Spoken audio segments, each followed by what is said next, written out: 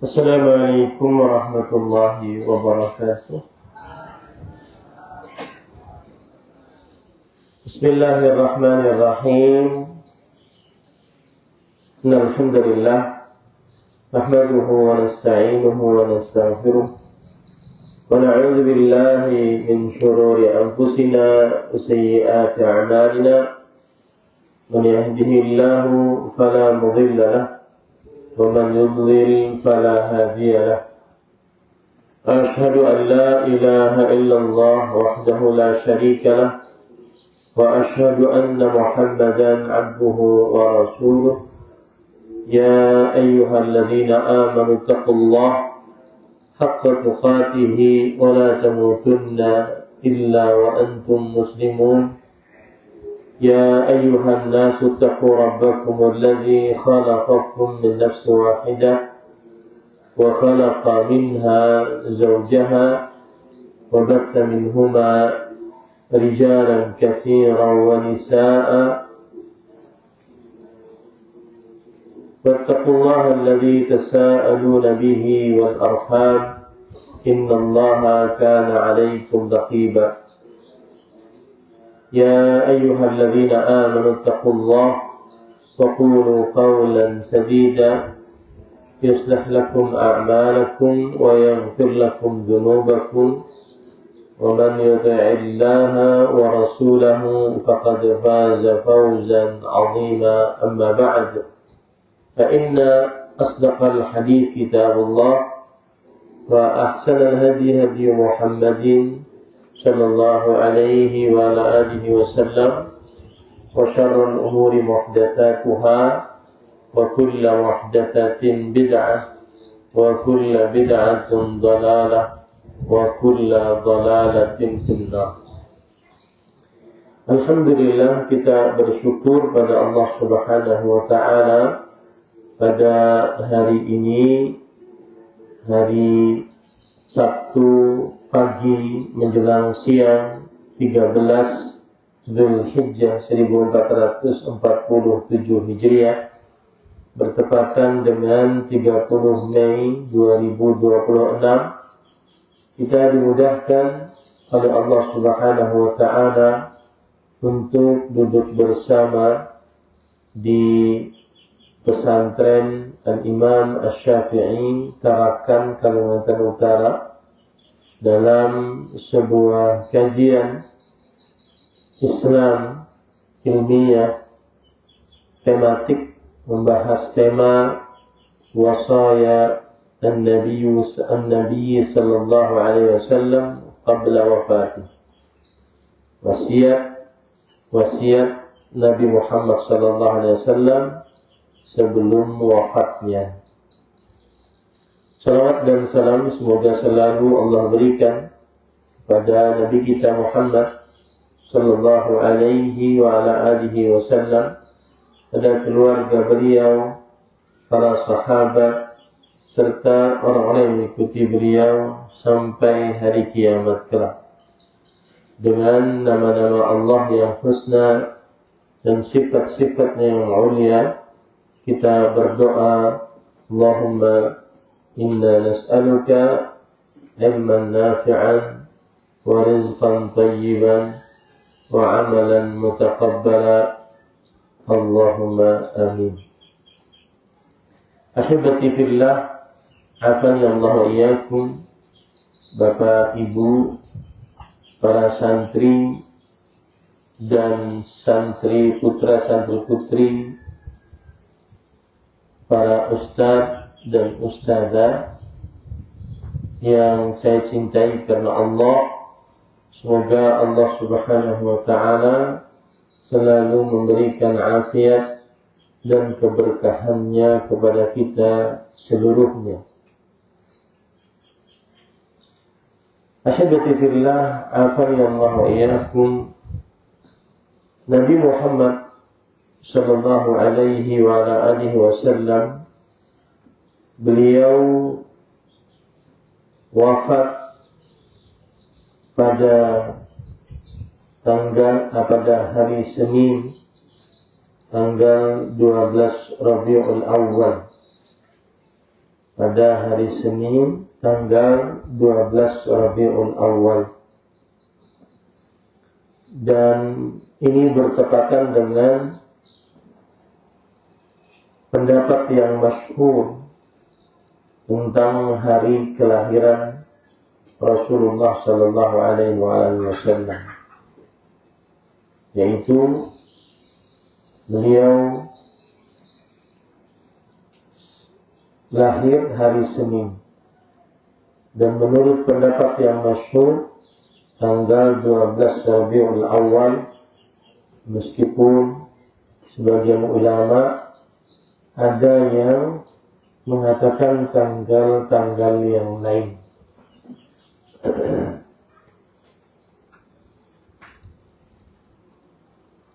Ahibati fillah, hafizallahu iyyakum. Dan sebelum wafat, Nabi Muhammad SAW memberikan wasiat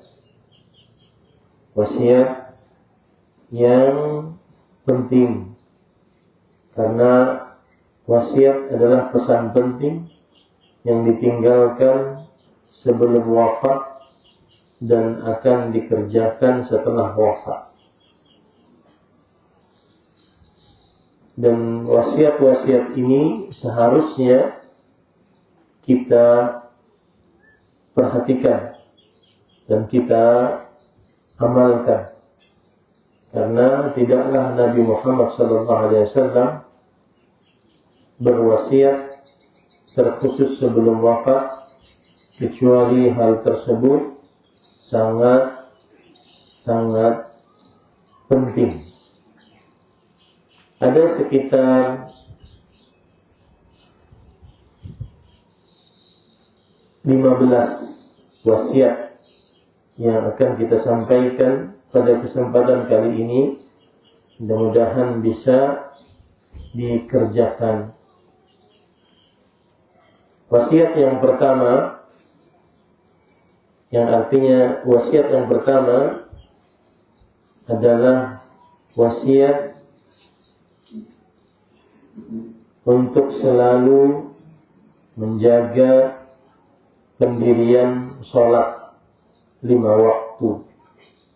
Wasiat yang pertama adalah untuk senantiasa selalu menjaga pendirian sholat 5 waktu.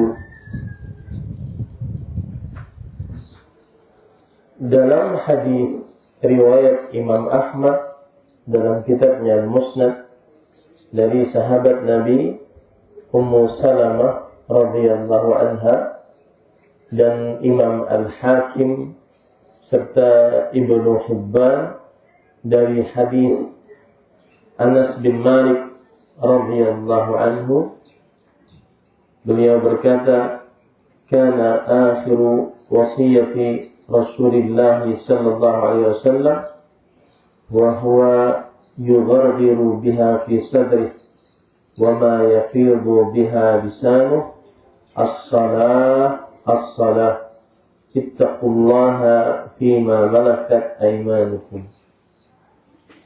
Artinya, dari riwayat Ummu Salamah radhiyallahu anha dan juga Anas bin Malik radhiyallahu anhu adalah wasiat terakhir Rasulullah sallallahu alaihi wasallam. Beliau dadanya sesak, nafas yugharghiru biha fi sadri, itu maksudnya nafasnya sesak di dalam dadanya karena mau meninggal, dan lisannya penuh dengan ucapan wasiat ini, yaitu as-salah wa ma malakat aymanukum. Jagalah salat, dan bertakwalah kepada Allah di dalam budak-budak yang kalian miliki. Hadis ini menunjukkan bahwa Rasulullah SAW berwasiat sebelum meninggal untuk senantiasa selalu menjaga sholat mendirikan sholat, terutama sholat 5 waktu. Dan ketika dalam keadaan beliau nafasnya terengah-engah, kemudian lisannya berat, ini menunjukkan pentingnya perihal sholat. Karena tidak mungkin kalau itu tidak penting, Rasulullah SAW memberikan wasiat untuk selalu menjaga sholat dalam keadaan yang sangat kritis. Dalil yang kedua, hadis riwayat Imam Abu Dawud dan Imam Ahmad dan Imam Ibnu Majah dari Ali bin Abi Thalib radhiyallahu anhu. Beliau berkata, "Kana akhiru kalami Rasulullah sallallahu alaihi wasallam as-salah, as-salah, ittaqullaha fima malakat aymanukum."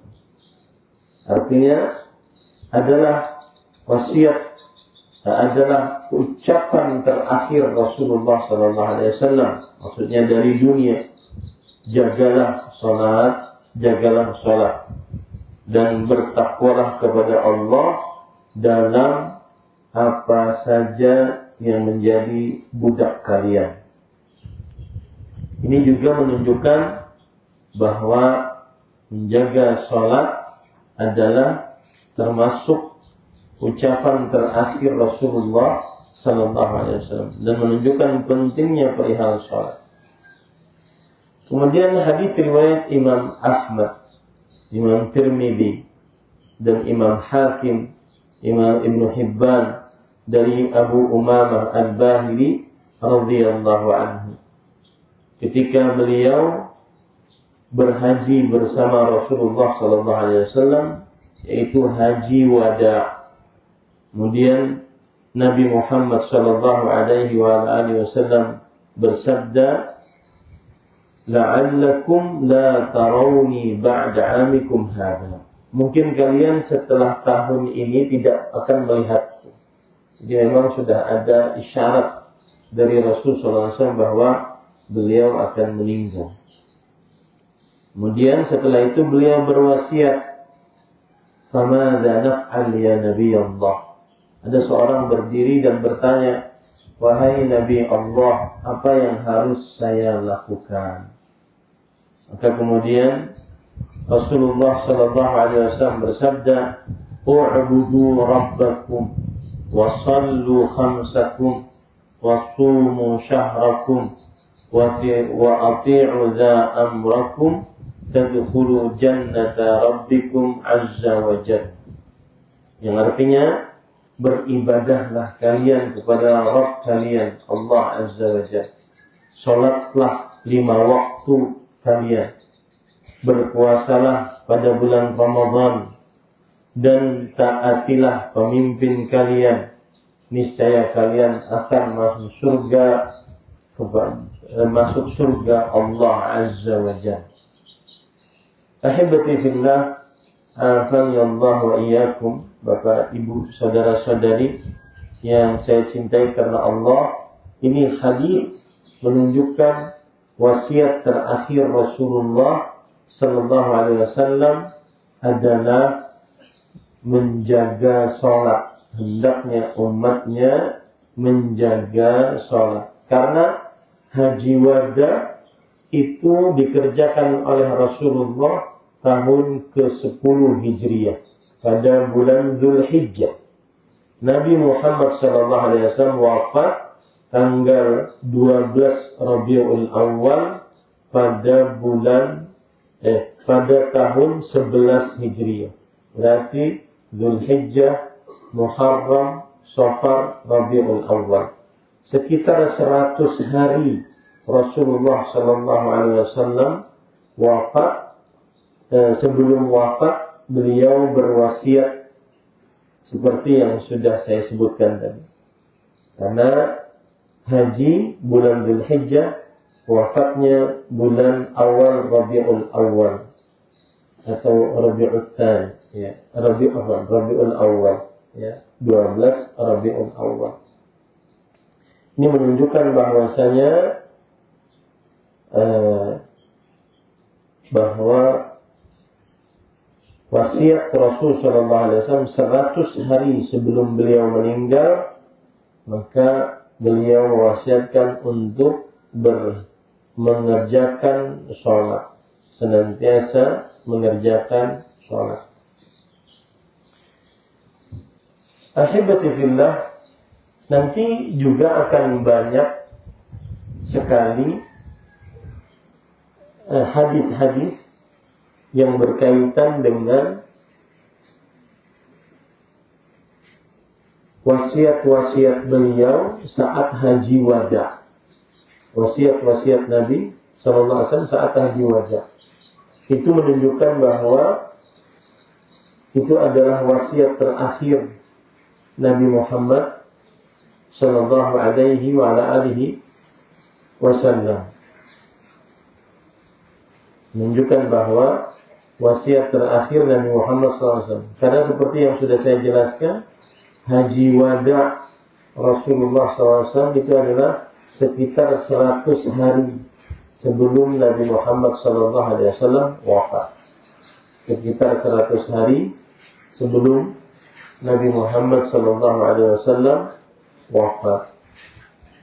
Nah, ahibati fillah, lalu timbul pertanyaan, bagaimana cara menjaga sholat?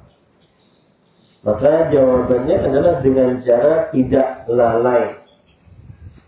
Karena Allah berfirman dalam Al-Quran, fawailun lil musallin, yang artinya neraka wail bagi orang yang sholat.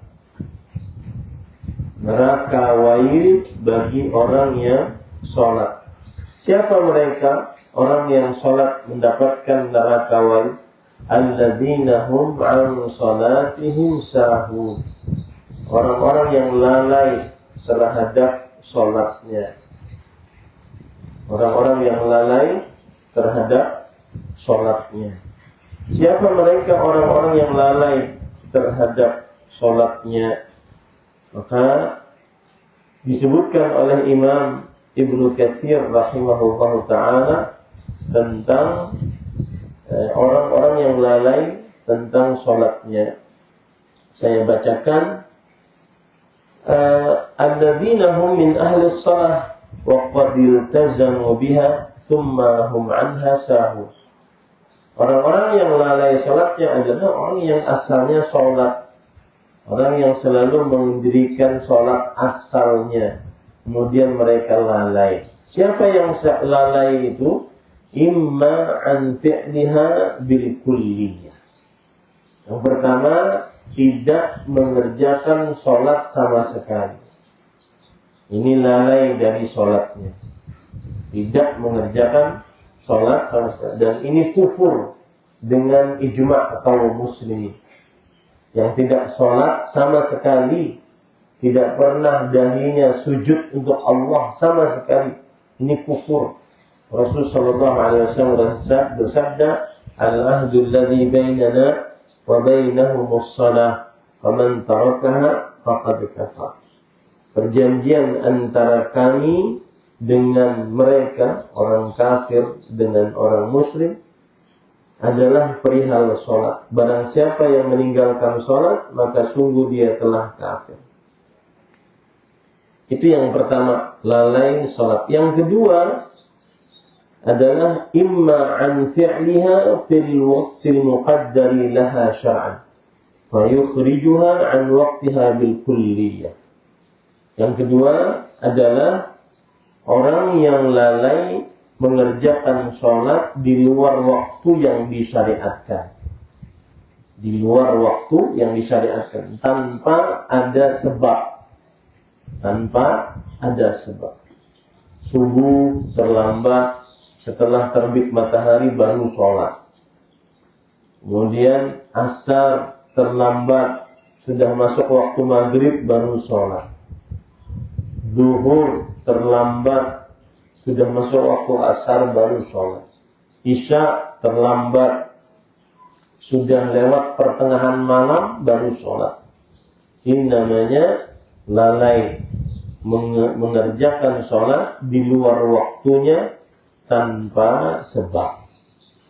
Kemudian yang ketiga adalah fi sholatihim sahun imma an waqtihal awal fayuakhirunaha ila akhirihi daiman aw ghaliban. Orang yang mengerjakan sholat di akhir-akhir waktu selalu begitu. Mengerjakan sholat selalu di akhir-akhir waktu. Seperti hadis Rasul sallallahu alaihi wasallam, tilka sholatul munafiq. Itulah sholatnya orang munafik. Yarqubus syams, kalau sudah adzan asar dia menunggu matahari. Hatta idza kanat baina qarnay syaitan, ketika matahari itu sudah di antara dua tanduk syaitan. Di matahari mau terbenam seperti dua tanduk syaitan. Ya. Qama fanaqara arba'an, baru dia bangun lalu sholat asar dengan cepat seperti burung mematuk makanannya. Lalu dia bangun sholat asar dengan cepat seperti burung matuk makanannya. La yadhkuruna Allah fiha illa qalila. Dia tidak menyebut nama Allah di dalamnya kecuali sedikit sekali. Nah, ini adalah hal yang ketiga yang lalai tentang sholat. Orang yang mengakhirkan sholat di akhir waktu tanpa sebab. Mengakhirkan sholat di akhir waktu tanpa sebab. Kemudian ada lagi alladzina yusalluna fil alaniyah wa la yusalluna fis sir. Orang yang lalai sholat adalah orang yang munafik. Di hadapan orang banyak sholat, dan saat sendirian tidak sholat. Di hadapan orang banyak sholat, saat sendirian tidak sholat. Ini yang keempat. Yang kelima, wa imma an adaiha bi arkaniha wa syurutiha 'ala al-wajhi al-ma'muri bihi. Yang kelima adalah tidak sempurna mengerjakan rukun dan kewajiban-kewajiban sholat. Sholatnya tidak tumakninah, terlalu cepat ruku dan sujudnya. Ya, tidak mengerjakan rukun dan kewajibannya. Kemudian yang keenam, imma 'anil khusyu'i fiha wa tadabburi li ma'aniha, fal lafdhu yashmalu hadha kullahu. Artinya yang keenam adalah orang yang lalai sholatnya, yang tidak menjaga sholat lima waktunya, tidak khusyuk, tidak paham apa yang dibaca, tidak khusyuk, tidak paham apa yang dibaca. Maka ini lalai sholatnya. Nah, itu adalah wasiat yang pertama dan yang paling berat, yaitu tidak mengerjakan sholat. Yang paling berat. Kemudian ahibbati fillah, afani Allah wa iyyakum. Yang kedua, wasiat Nabi Muhammad sallallahu alaihi wasallam adalah al-i'tisamu bil kitabi was sunnah. Ini tadi malam saya bahas di Masjid Mujahid Darussalam, yaitu berpegang teguh kepada Al-Quran dan Sunnah. Sebagaimana haji wada Rasulullah sallallahu alaihi wasallam bersabda, "Waqad taraktu fiikum ma lan tadhillu ba'dahu in i'tasamtum bih." Sungguh aku telah tinggalkan di tengah-tengah kalian sesuatu yang kalian tidak akan pernah sesat setelahnya jika kalian berpegang teguh dengannya. Apa itu? Kitabullah, kitab Allah subhanahu wa ta'ala. Wa antum tus'aluna anni fama antum qailun. Dan kalian akan ditanya tentang aku. Apa jawab kalian? Maka para sahabat menjawab, nashhadu annaka ballaghta wa addaita wa nasahta. Kami bersaksi bahwa engkau sudah menyampaikan ajaran dari Allah dan menunaikan tugas dan memberikan nasihat kepada kami seluruhnya. Ini hadis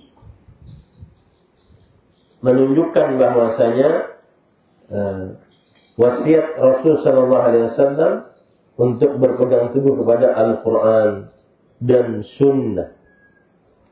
Dan sebagaimana yang sudah saya sebutkan, setiap hadis yang berupa wasiat Rasul sallallahu alaihi wasallam pada haji wada itu adalah wasiat terakhir Rasul sallallahu alaihi wasallam. Nah, siapa yang tahu? Santri yang dari tadi ngantuk. Siapa yang tahu? Nah, yang tahu saya kasih 100.000. Atau gini aja, duit mungkin bagi santri ini tidak terlalu menarik. Yang bisa menjawab boleh pulang 24 jam. Nah, jadi hadiah bagi santri ini, wali-wali santri harus paham. Hadiah bagi santri yang paling berharga itu pulang. Sahih atau la? Benar atau enggak? Siapa yang bisa menjawab? Kenapa setiap wasiat Rasulullah pada haji wada itu berarti wasiat terakhir?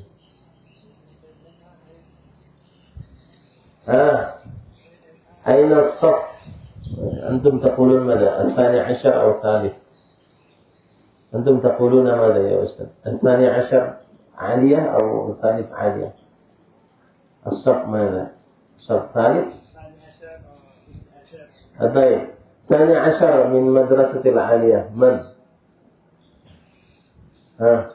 Siapa kelas 12 dari aliyah yang bisa menjawab?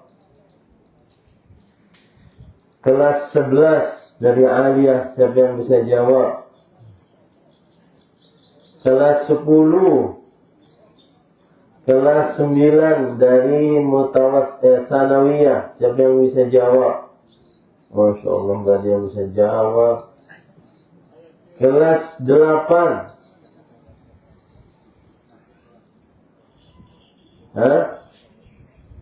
kelas 7. Ustaz mana Ustaznya? Ustaznya. Kenapa? Angkat tangan yang bisa jawab, angkat tangan. Aina. Kenapa setiap haji wada, wasiat haji wada itu disebut sebagai wasiat terakhir? Nah,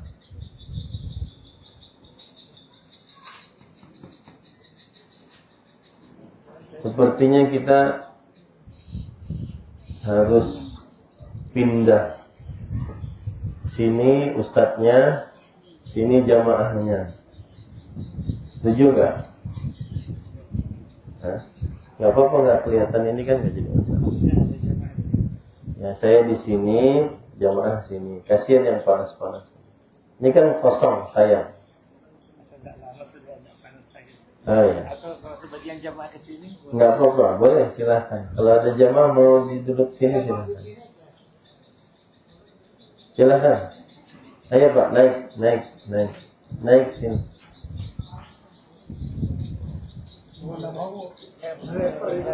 Ya, naik Pak. Jamaah siapa yang bisa jawab? Silahkan. Oh, bukan. Pertanyaannya,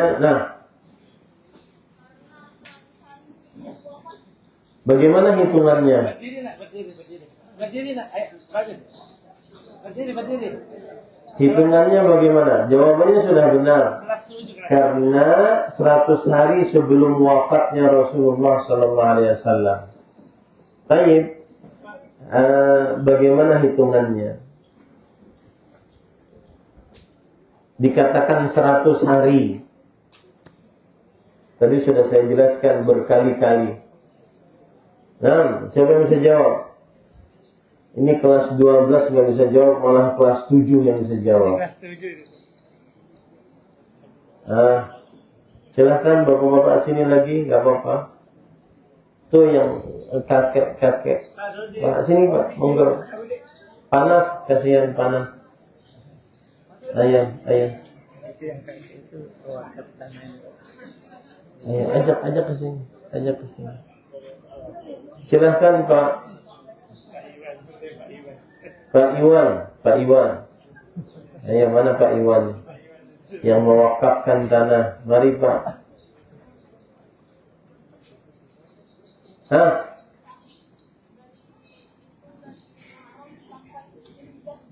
Muharram sampai Dzulhijjah. Muharram, Safar, Rabiul Awal, Rabiul Tsani, Jumadil Ula, Jumadil Tsaniyah, Rajab, Sya'ban, Ramadan, Syawal, Dzulhijjah. 11 bulan dong. Bukan 100 hari.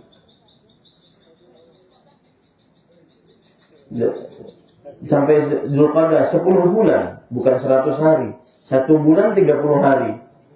30 kali 10 300 hari.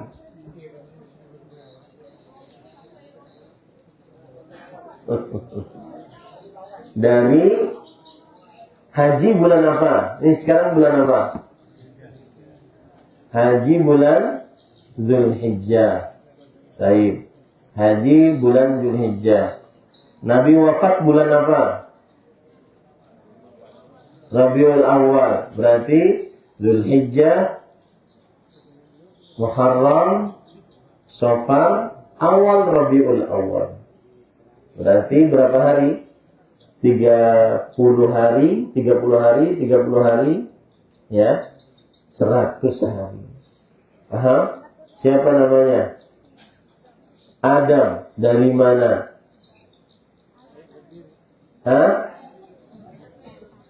Dari jauh enggak dari sini? Dari kota tadi. Ya. Hari ini boleh pulang, besok kembali. Iya, bisa. Nginep 24 jam. Mau? Enggak mau? Wah, aneh. Baru datang itu. Oh, baru datang. Baik. Alhamdulillah. Baik, para ikhwah. Yang ketiga, wasiat Nabi Muhammad SAW. Yang ketiga adalah wajib menghormati ahlul bait. Ini sudah saya jelaskan tadi malam juga. Rasul sallallahu alaihi wasallam dalam hadis riwayat Imam Muslim dari Zaid ibn Arqam, Nabi Muhammad sallallahu alaihi wasallam beliau suatu hari berkhutbah di antara Mekah dan Madinah. Lalu beliau bersabda, "Amma ba'd." Dan amma ba'd ini adalah sunnah Rasul. Setelah pembukaan biasanya ada kata amma ba'du. Itu sunnah Rasul. Ala ayyuhan nas, ingatlah wahai manusia, fa innama ana bashar. Aku adalah manusia biasa. Nabi itu manusia biasa. Yushiku an ya'tiya rasul rabbi fa ujib. Nah, manusia biasa yang diberi wahyu. Nanti ada yang potong-potong lagi. Ini menghina Nabi katanya. Manusia, Nabi itu manusia, ya, bukan tercipta dari cahaya, tetapi manusia seperti layaknya manusia, tercipta dari tanah, dilahirkan oleh seorang ibu, ya. Bedanya beliau dengan kita adalah diberi wahyu oleh Allah. Yushiku an ya'tiya rasul rabbi, hampir saja akan datang utusan dari Allah, yaitu malaikat maut akan datang kepadaku. Wa ana tarikun fikum thaqalain. Aku tinggalkan bagi kalian 2 perkara. Awwaluhuma kitabullah fihi al-huda wan nur. Yang pertama adalah kitabullah. Di dalamnya terdapat petunjuk dan cahaya. Fakhudhu bi kitabillah wastamsiku bih. Maka ambillah kitabullah dan berpegang teguhlah dengannya. Fahatha ala kitabillah wa raghaba fihi thumma qala. Lalu kemudian Rasulullah SAW bersabda, wa ahlu baiti. Dan yang kedua adalah ahlu baitku. Ini menunjukkan wajib untuk menghormati, memuliakan ahlu bait Rasulullah SAW. Lalu beliau bersabda, udzakirukum fi ahli baiti. Aku ingatkan kalian untuk berbuat baik, menghormati selalu ahlu baitku. Udzakirukumullah fi ahli baiti, udzakirukumullah fi ahli baiti. Aku memperingatkan kalian tentang Allah agar kalian wajib berbuat baik kepada ahlu baitku. Lalu kemudian Husain bertanya kepada Zaid ibn Arqam, wa man ahlu baitihi ya Zaid? Siapakah ahlu bait Rasulullah sallallahu alaihi wasallam wahai Zaid ibn Arqam? Zaid ibn Arqam adalah sahabat Rasulullah sallallahu alaihi wasallam. Alaysa nisa'uhu min ahli baiti? Bukankah istri-istri beliau termasuk dari ahlu baitnya? Maka Zaid ibn Arqam berkata, nisa'uhu min ahli baitihi. Istri-istri beliau adalah ahlu bait Rasulullah sallallahu alaihi wasallam. Walakin ahlu baitihi man hurima sadaqah ba'dahu. Dan ahlu bait beliau adalah orang-orang yang diharamkan untuk menerima harta sedekah. Jadi tidak boleh kita memberikan harta sedekah kepada ahlu bait. Yang boleh kita berikan adalah harta hadiah. Jadi niatkan kalau ingin memberi kepada ahlu bait hadiah, bukan sedekah. Kemudian Husain bertanya lagi, man hum? Siapa mereka? Hum alu Ali, alu Aqil, alu Ja'far, alu Abbas. Mereka adalah keluarganya Ali, keluarganya Aqil, keluarganya Ja'far, keluarganya Al-Abbas. Tadi malam sudah saya jelaskan, ini adalah pendapat pertama tentang Ahlul Bait. Keluarga Ali, keluarga Aqil, keluarga Ja'far, dan keluarga Abbas. Dan ini semua dari jalur Abu Talib. Ali bin Abi Talib, Ja'far bin Abi Talib, kemudian Aqil bin Abi Talib. Kemudian juga dari jalur Al-Abbas. Abu Talib bin Abdul Muttalib. Abu Talib paman Nabi dan beliau adalah anak dari Abdul Muttalib. Abdul Muttalib adalah kakek Nabi Muhammad sallallahu alaihi wasallam. Muhammad bin Abdullah bin Abdul Muttalib. Abdul Muttalib ini mempunyai anak laki-laki 10. Di antaranya bapak Nabi. Yang pertama Abdullah, yang paling beliau cintai, yang paling ganteng. Ya. Bapak Nabi Muhammad sallallahu alaihi wasallam Abdullah. Kemudian dari saudaranya Abdullah ada namanya Abu Talib. Saudaranya Abdullah ada namanya Al-Abbas. Itulah paman-paman Nabi. Abu Talib nanti ada anak-anaknya, Ali bin Abi Talib, Ja'far bin Abi Talib, Aqil bin Abi Talib. Ini adalah ahlu bait Rasulullah sallallahu alaihi wasallam. Kemudian juga Al-Abbas, paman Nabi yang masuk Islam.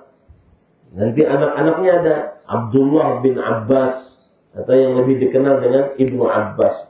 Itu adalah ahlu bait Rasulullah sallallahu alaihi wasallam. Dan pendapat yang kedua, ada yang mengatakan ahlu bait adalah Bani Hashim, keturunan Hashim. Hashim itu datang dari mana? Misalkan ini Nabi Muhammad, bapaknya Abdullah, bapak Nabi Muhammad. Bapak Abdullah Abdul Muttalib, kakek Nabi Muhammad SAW yang pertama. Abdul Muttalib mempunyai bapak namanya Hashim, kakek Nabi yang kedua. Hashim, kakek Nabi yang kedua. Nah, setiap keturunan Bani Hashim itu adalah ahlu bait Rasulullah sallallahu alaihi wasallam. Para santri sekalian dan juga bapak-bapak, ibu-ibu, santri putra-putri harus mengetahui nasabnya. Mengetahui nasab itu termasuk bagian dari agama. Mengetahui nasab berarti kita memang orang yang nasabnya tidak terputus. Nasabnya tidak putus. Minimal 4 kakek di atas kita tahu. Saya Ahmad Zainuddin bin Kasful Anwar bin Sukir bin Samloko. Itu dari urutan bapak. Ya, nanti ada lagi dari urutan ibu, Ahmad Zainuddin. Ibu saya Nur Sa'adah. Kemudian bapaknya lupa saya. Ada saya tulis. Saya bahkan mencari-cari keturunan saya. Nanya-nanya, mumpung masih hidup. Dan ini pelajaran bagi santri. Saya orang pesantren. Dari kecil jadi santri. Sampai sekarang jadi pimpinan pesantren. Ya. Salah satu kekurangan santri itu ketika kalian kelas 7 sekarang sudah keluar rumah. Kebanyakan hari-hari kalian di pesantren. Sampai nanti kelas 12. Sampai 6 tahun di sini. Itu kekurangannya adalah tidak tahu keluarga, tidak tahu rahim-rahimnya. Maka kewajiban bagi orang tua untuk mengenalkan kepada rahim-rahimnya. Makanya saya sering nasihati kalau santri lagi pulang ke rumah, libur Ramadan, libur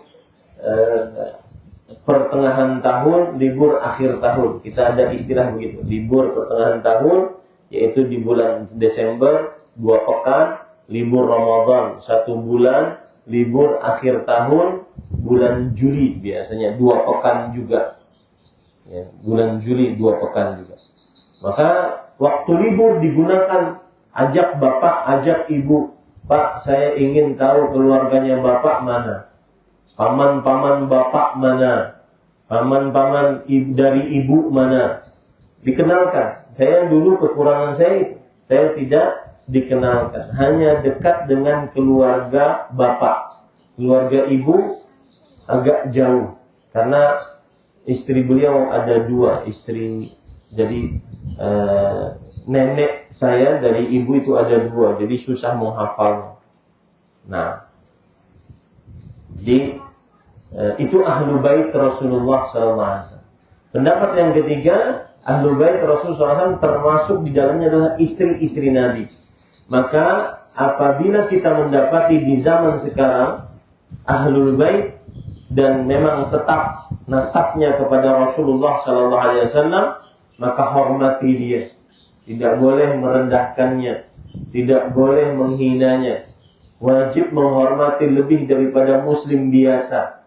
Itu adalah agama Islam. Itu wasiat Rasulullah SAW. Ya. Nah, itu wasiat yang ketiga. Wasiat yang keempat adalah wasiat untuk mencintai kaum Ansar. Wasiat untuk mencintai kaum Ansar. Kaum Ansar adalah kaum yang membela Nabi Muhammad SAW. Dan mereka adalah penduduk asli kota Madinah dari suku Aus dan suku Khazraj. Maka saya nasihatkan bagi siapa saja yang menziarahi kota Madinah, kemudian berziarah ke Masjid Nabawi dan kuburan Nabi, maka selama di kota Madinah berbuat baik-baiklah kepada penduduk-penduduk kota Madinah asli, terutama kaum Ansar. Rasul sallallahu alaihi wasallam suatu ketika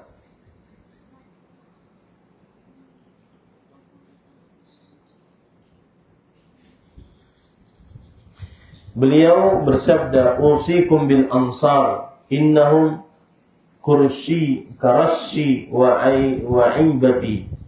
Aku wasiatkan kalian untuk berbuat baik kepada kaum Ansar. Mereka itu seperti rasyi wa aibati, saya tidak tahu apa maksudnya ini. Ada lafaz yang lain, amma ba'd ayyuhan nas fa innan nas yakthurun wa tafil al-ansar hatta yakunu kal milh fi at-ta'am. Wahai manusia, sesungguhnya orang-orang sudah banyak dan kaum Ansar semakin sedikit, maka mereka seperti garam pada makanan. Faman waliya minkum amran yadurru fihi ahadan aw yanfa'u falyaqbal min muhsinihim wa yatajawaz an musiihim. Yang artinya kalau seandainya berurusan dengan kaum Ansar, maka terimalah kebaikan dari kaum Ansar dan maafkan kalau kaum Ansar melakukan kesalahan. Ini yang keempat. Apakah sekarang di kota Madinah masih ada kaum Ansar? Masih banyak. Ya. Penduduk asli kota Madinah dari suku Aus dan Khazraj, maka mereka masih banyak. Yang kelima, wasiat untuk taat kepada pemerintah yang sah dari kaum muslimin. Pemerintah muslim yang sah yang disebut dengan waliul amr. Taat dan patuhlah, tidak boleh memberontak, tidak boleh menghinakan, merendahkan pemerintah. Rasulullah SAW berhaji wada, lalu setelah itu beliau bersabda saat haji wada, in ammar alaikum abdun mujadda'un aswad yaqudukum bi kitabillah fasma'u wa ati'u. Kalau seandainya ada yang memimpin kalian, seorang budak sahaya, kemudian cacat, berkulit hitam, tetapi dia memimpin dengan Al-Quran, dengan kitabullah, maka dengarkanlah dan taatilah. Dengarkanlah dan taatilah. Ini menunjukkan bahwa wasiat yang kelima adalah mentaati pemerintah yang sah, pemerintah muslim yang sah, ya. Apabila mereka memerintahkan kepada yang ma'ruf, apabila mereka memerintahkan kepada yang ma'ruf, makanya diharamkan dalam agama Islam memberontak pemerintah muslim yang sah. Diharamkan dalam agama Islam menghina pemerintah muslim yang sah. Diharamkan dalam agama Islam merendahkan, mencaci maki, dibawakan kerbau, ditulis SBY misalnya. Diharamkan, karena di zaman beliau ada seperti itu. Diharamkan, ya, seperti itu untuk menghina pemerintah selama mereka muslim. Ustaz, bagaimana kalau mereka zalim? Maka bersabar, berdoa kepada Allah Subhanahu wa taala dengan sebanyak-banyaknya agar hak rakyat diberikan oleh Allah. Bagaimana kalau seandainya mereka zalim terhadap rakyatnya? Maka bersabarlah selama bukan orang yang kafir. Ya, isma' wa ati' wa in daraba dhahrak wa akhadha mal. Mendengarkanlah dan patuhilah meskipun dia mengambil hartamu atau memukul punggungmu. Apalagi yang belum diambil hartanya, belum dipukul punggungnya, maka lebih bersabar lagi aturannya. Aturannya lebih bersabar lagi. Nah, itu yang kelima. Yang keenam, wasiat Rasulullah SAW adalah harus menjaga kehormatan seorang muslim, menjaga nyawa seorang muslim, harta seorang muslim, harga diri seorang muslim, kehormatan. Rasulullah SAW saat haji wada, beliau bersabda, fa inna dima'akum wa amwalakum wa a'radakum bainakum haram ka hurmati yaumikum hadha fi syahrikum hadha wa fi baladikum hadha. Yang artinya, sesungguhnya darah-darah kalian wahai kaum muslimin, harta-harta kalian, kemudian kehormatan-kehormatan kalian,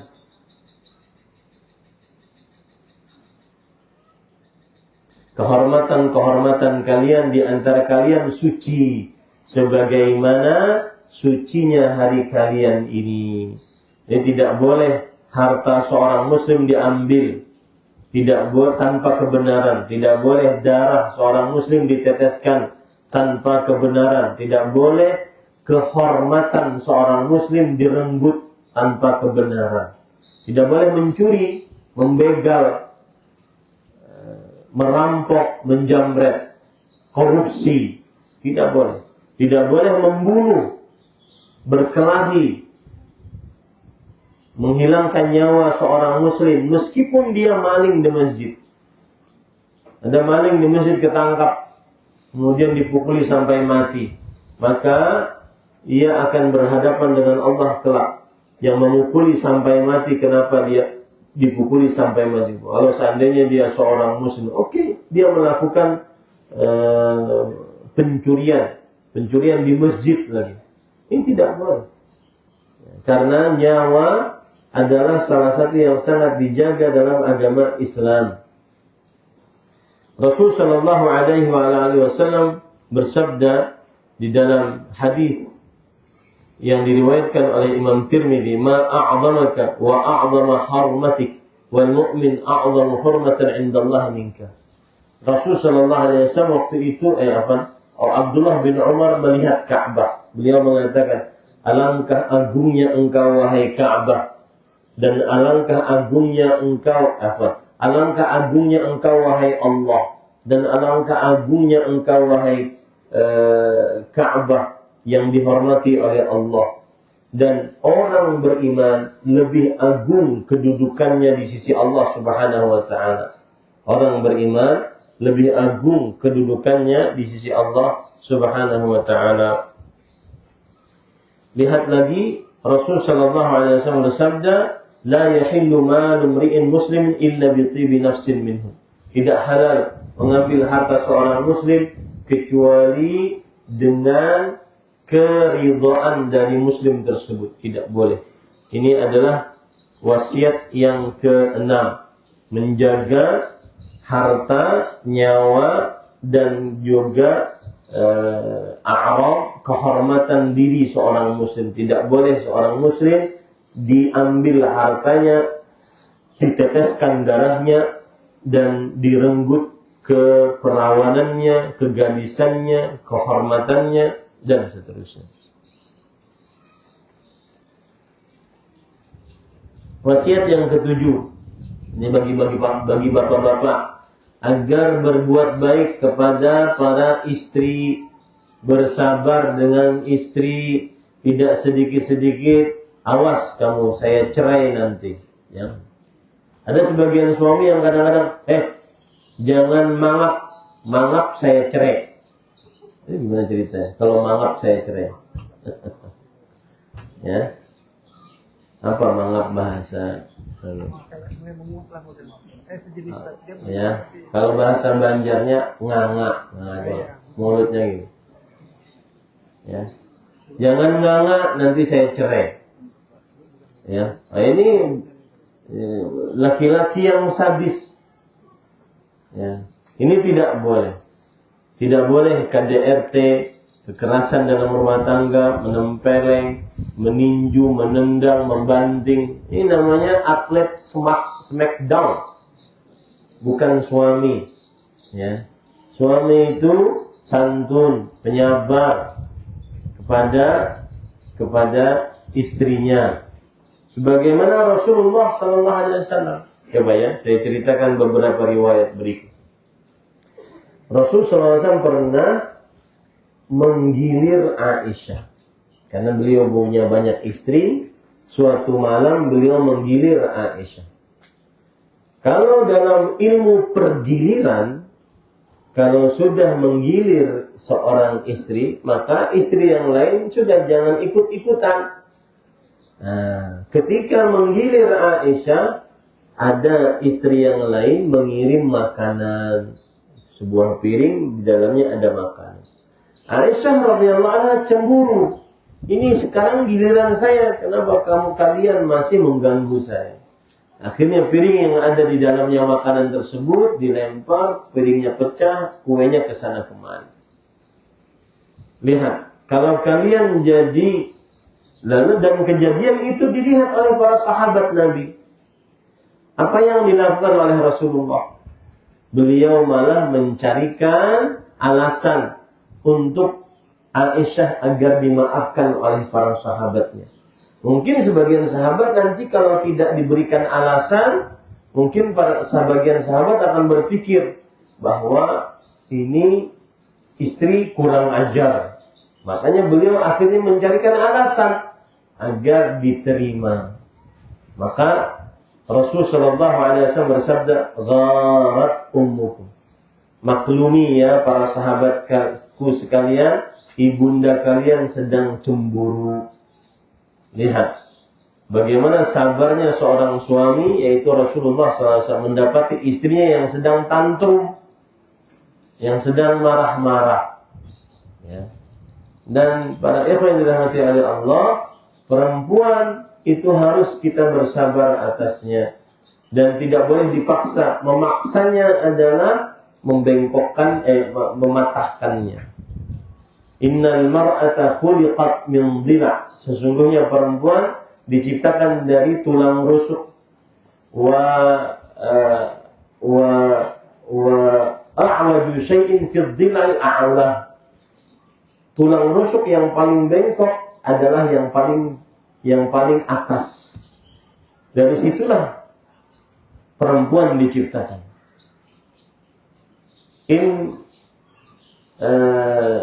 Kalau seandainya engkau berusaha meluruskan, kasar tahu, engkau berarti telah mematahkannya. Enggak mungkin yang bengkok diluruskan, enggak mungkin.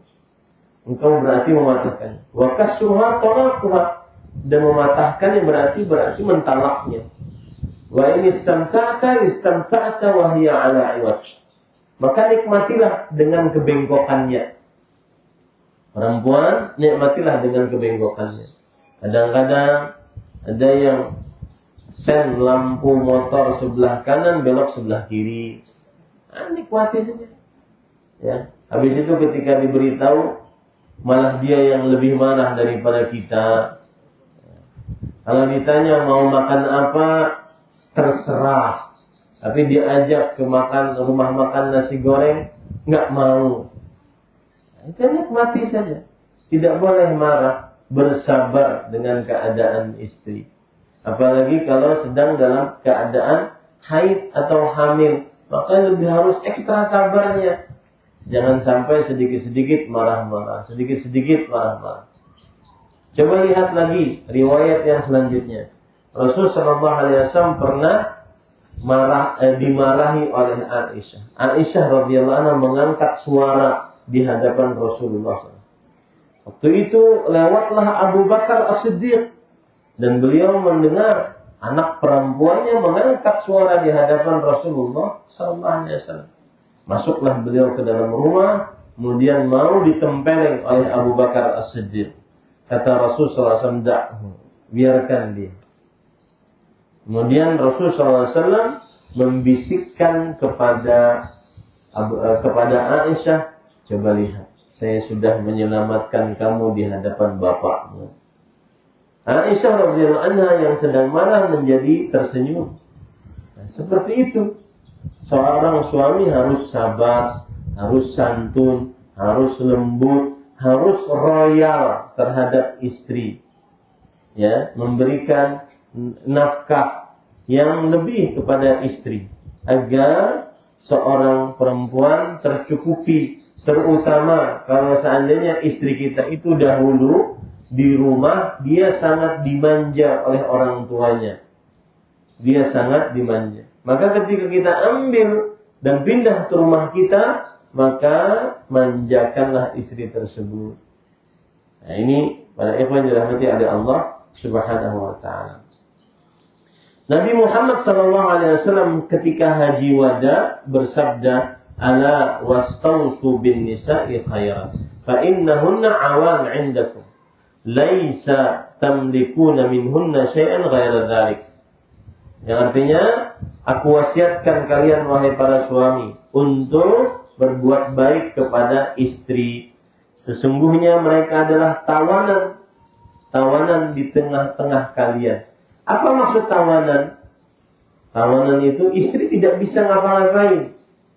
Mau keluar rumah tidak bisa kecuali dengan izin suami. Mau berbicara dengan orang tidak bisa kecuali dengan izin suami. Mau bersedekah tidak bisa kecuali dengan izin suami. Dan seterusnya. Dia lemah tawanan di tengah suami. Dan satu pesan saya tentang nafkah kepada istri. Ketahuilah bahwa memberi nafkah kepada istri itu adalah hukumnya wajib dan bukan karena istri memerlukan. Ya. Artinya kalau istrinya tidak perlu karena istrinya orang kaya, maka dia tidak perlu untuk dinafkahi. Ini tidak benar. Memberikan nafkah kepada istri adalah kewajiban meskipun istrinya tidak memerlukannya. Kenapa? Karena tadi sang istri dia tertahan untuk mengerjakan hal yang macam-macam kecuali dengan izin suami. Sang istri tertahan untuk mengerjakan hal yang macam-macam kecuali dengan izin suami. Maka para ikhwah yang dirahmati oleh Allah Subhanahu wa taala, berbuat baiklah kepada istri, terutama nafkah, jangan bakhil. Rasul sallallahu alaihi wasallam mengatakan, "Amma Muawiyah fa innahu syahihun la mala fa innahu syahih." Jangan nikah dengan Muawiyah, kata Rasul waktu itu, karena dia bakhil. Maka suami yang bakhil tidak pantas dijadikan sebagai suami, laki-laki yang bakhil. Di zaman dulu ada seorang perempuan dilamar atau ingin dilamar oleh dua laki-laki. Lalu perempuan ini menguji dua laki-laki tersebut. Yang pertama, bagaimana engkau dengan hartamu? Maka kata laki-laki yang pertama, saya akan menghitung harta saya secara teliti. Apa yang saya berikan kepada istri, saya akan hitung secara teliti. Sebagaimana pedagang menghitung dagangannya secara teliti. Yang kedua mengatakan, oh enggak, saya akan menyediakan sebuah bakul, di situ saya letakkan uang saya. Kapan habis bakul uangnya, maka saya isi lagi, tanpa harus bertanya dengan istri. Maka kata seorang perempuan tersebut, saya milih ini. Ya. Saya memilih suami yang tidak bakhil. Jangan bakhil jadi suami, tetapi jadilah suami yang senantiasa memberikan nafkah yang cukup, bahkan yang istimewa kepada istrinya. Termasuk perbuatan yang baik kepada istri adalah berkata-kata yang santun, yang lembut. Ya, jangan kasar, mempunyai panggilan-panggilan yang bagus. Seperti Rasulullah sallallahu alaihi wasallam, beliau mempunyai panggilan terhadap Aisyah, ya Humaira, wahai wanita berkulit putih, pipinya merona kemerahan. Itu arti Humaira. Panggilan sayang dari Rasulullah kepada Aisyah. Begitu juga beliau mengatakan, ya Aish, wahai Aish. Aish adalah panggilan untuk wanita yang bernama Aisyah. Dipanggil dengan panggilan manja, sayang, unyuk-unyuk, Aish. Ya, namanya mungkin Laila, dipanggil Ilai. Gemuk sedikit dipanggil Gemoy. Ya. Ustaz punya nggak panggilan untuk istrinya? Oh, saya punya. Setiap tahun saya ganti panggilan untuk istri saya. Dan itu ditunggu oleh anak-anak. Kenapa? Ini kunci, ya, agar anak itu tegar, kuat, adalah jangan pernah memperlihatkan pertengkaran suami istri di hadapan anak-anak. Karena benteng terkuat anak-anak adalah orang tuanya. Kalau orang tuanya sudah sering bertengkar, maka dia akan sangat rapuh menghadapi kehidupan ini. Dia tidak akan survival untuk menghadapi kehidupan dan beratnya kehidupan. Ya, maka panggilan mempunyai panggilan sayang itu termasuk akhlak yang baik kepada seorang istri. Saya memanggil untuk tahun ini istri saya, My supercalifragilisticexpialidocious. Panjang lah. Tidak ada yang paham kecuali yang pintar bahasa Inggris. My supercalifragilisticexpialidocious. Baik. Ahibati fillah, afani Allah wa iyyakum. Bapak Ibu, saudara-saudari yang saya cintai karena Allah, banyak sekali contoh-contoh agar kita berbuat baik kepada istri kita. Di antaranya adalah memperhatikan penampilan. Penampilan yang wangi, bau mulut yang wangi, bau ketiak yang tidak pernah tercium kecuali wangi. Ya, walaupun makan berdua di rumah. Coba sekarang bapak-bapak kan pakaiannya rapi-rapi semua. Maka seperti itulah makan dengan istri. Kadang-kadang sebagian bapak-bapak makan di rumah dengan istrinya pakai kaos oblong yang sudah menguning, kemudian robek-robek. Ya, ini enggak pantas. Tidak boleh seperti itu. Hormati istri sebagaimana kita menghormati orang lain. Kadang kalau kita, nggak tahu kalau di sini ada Indomaret atau Alfamaret, ada ya? Nggak ada ya? Ada ya? Kadang kalau kita beli di Indomaret, Alfamaret, ya Mart lah itu. Kita setelah beli kita berterima kasih kepada mbak-mbaknya. Terima kasih ya mbak. Dengan bahasa yang santun. Kenapa itu tidak bisa kita katakan kepada istri kita? Kenapa kita tidak sesayang itu kepada istri kita? Ya. Kalau kita makan di rumah makan, ada orang menyajikan, kemudian kita katakan, terima kasih ya mbak. Kenapa itu tidak bisa kita katakan kepada istri kita yang bersabar dengan kekurangan kita, keburukan kita, belasan tahun, puluhan tahun? Ya, ini harus. Ya para suami, apalagi kadang-kadang yang sudah ngaji menganggap bahwasanya kamu harus taat saya. Harus taat berarti menindas. Ini enggak benar. Ya. Nabi Muhammad SAW sangat santun kepada istrinya. Contoh misalkan, beliau menjaga keromantisan. Beliau sering tidur di pangkuan istrinya. Itu menjaga keromantisan. Beliau makan, minum di satu gelas bersama istrinya. Ya. Saya sudah hampir 1 tahun menikah, 21 tahun.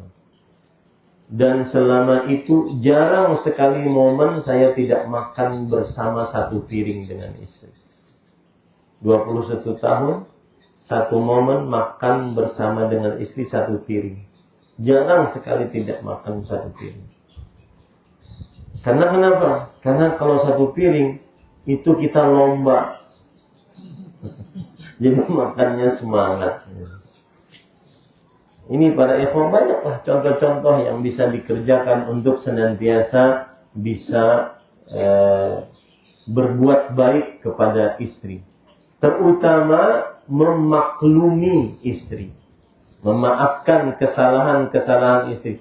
Mencari kebaikan-kebaikan yang pernah istri lakukan. Jadi gini para ikhwah, semua dari kita ini adalah makhluk yang selalu melakukan kesalahan, baik istri ataupun suami. Bagaimana cara suami agar bisa mudah memaafkan istri? Jawabannya adalah cari kebaikan-kebaikan istri. Rasulullah SAW bersabda, La yafraq mu'minun mu'minah, in kariha minha khuluqan, radhiya minha akhar. Seorang suami tidak boleh sering memarahi seorang istri yang beriman.